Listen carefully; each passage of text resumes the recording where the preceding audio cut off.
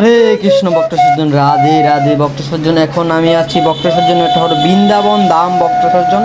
আপনারা সবাই এখন দর্শন করতে পারতেছেন বৃন্দাবন ধামে গোকুলে রমন রেতি মন্দির ভক্ত সজ্জন। আপনারা সবাই এখন দর্শন করতে পারতেছেন রমন রেতি মন্দির ভক্ত সজ্জন। দেখুন এখানে ভগবান শ্রীকৃষ্ণ পরমেশ্বর আপনার সব পশু পাখিকে নিয়ে, গোমাতাদেরকে নিয়ে, সখাদেরকে নিয়ে এখানে এসে আপনি রমণ করতেন।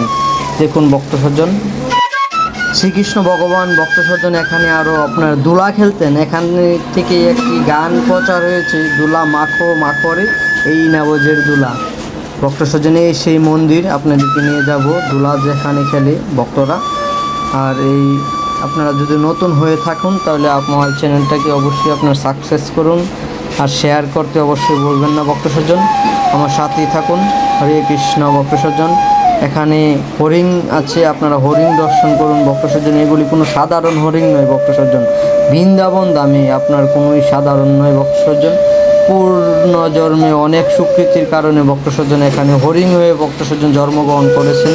আপনারা সবাই দর্শন করতে পারতেছেন। এরা আগের জন্মে হয়তো কোনো মনি ঋষি ছিলেন, না হলে আপনার দেব দেবতা ছিলেন ভক্ত সজ্জন। এই কারণে বৃন্দাবন ধামে আপনার বাস করতে পারতেছেন ভক্ত সজ্জন। এটা কোনো সাধারণ কথা নয় ভক্ত সজ্জন। সাধারণ কোনো মানুষ আপনার বৃন্দাবনে আসতে পারে না ভক্ত সজ্জন। আগের জন্মে অনেক সুকৃতি লাগে, না হলে এই জন্মে আপনার সুকৃতি, অজ্ঞাত সুকৃতির কারণে আপনার বৃন্দাবনে আসা যায় ভক্ত সজ্জন।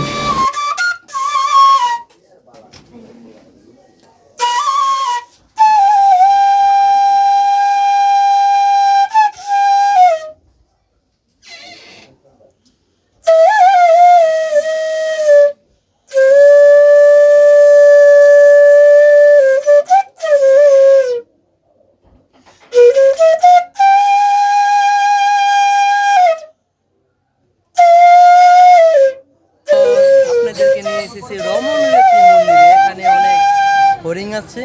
ভগবান হরিণের সাথে, পশু পাখির সাথে অনেক রমণ করেছিলেন। এখানে সেই রমন রেতি মন্দির। আর এখানে ভক্ত সজ্জন দেখুন অনেক হরিণ।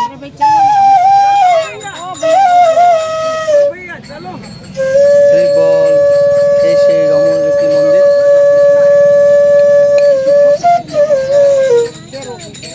রাধে রাধে।